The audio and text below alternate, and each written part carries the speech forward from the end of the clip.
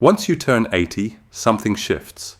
Not just in your body, but in the way the world sees you, the way you see time, and the way your memories begin to speak louder than your plans. You may still feel young at heart, still smile at old songs, and still want to do so much more. But there's no denying that the body has its own calendar, and it's quietly reminding you that things are different now. One of the first things that happens is your energy becomes more selective. You wake up slower, your movements become more deliberate, and even the simplest tasks require more thought and care. It's not about weakness, it's about caution. Your body no longer forgives the way it used to. A small fall can mean weeks of recovery. A missed meal can leave you feeling dizzy for hours. The stamina you once took for granted is now rationed like a precious resource. You begin to weigh what's truly worth your effort, and you become more careful with your time. The second thing that happens is your social circle quietly shrinks. Friends you once laughed with may no longer be around. Some are gone. Others are too ill to meet or too far away to visit. Invitations stop coming. Phones don't ring as much.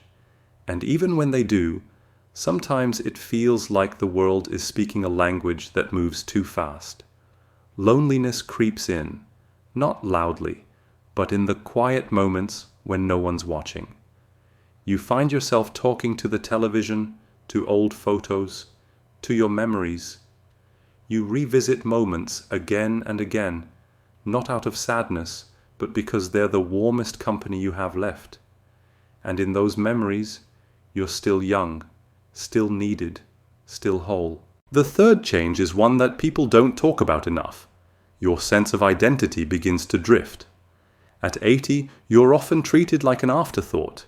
People speak louder around you, but not to you. Doctors talk to your children instead of addressing you directly. Strangers assume you can't keep up, or that you've got nothing new to offer. It can feel like becoming invisible in a world you helped build. But you're still here. You're still listening. And sometimes it hurts that no one seems to notice. You may have raised a family, fought wars, built a home, worked decades, yet now all anyone sees is a number. The fourth thing that happens is your emotions deepen. Things touch you more. A child's laughter can make you tear up. A kind word from a nurse can feel like a blessing. You begin to see the small things as enormous gifts. A sunny day, a pain-free morning, the smell of bread baking, the voice of someone who still says your name like it matters. And the regrets, they sting more sharply now. Not because you made mistakes, everyone does, but because the time to make them right feels so limited. You carry your joys and your regrets like old photographs, some faded, some still too vivid, but you carry them all the same. And lastly, at 80, you begin to prepare, consciously or not, for goodbye. Not out of fear, but out of realism. You start organizing things. Your papers, your photos, your memories. You want to leave clarity, not confusion. You want your children to know where the important things are. You want your life to make sense, even after you're gone.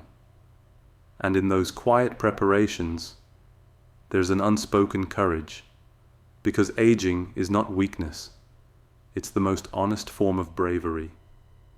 To wake up every morning, knowing you're closer to the edge, yet still choosing to smile, still finding meaning, still loving with whatever heart you have left.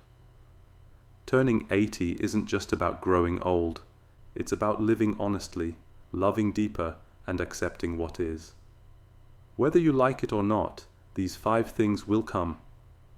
But within each of them, there is also something beautiful. Wisdom, tenderness, resilience, memory, and the kind of peace that only comes from a life fully lived.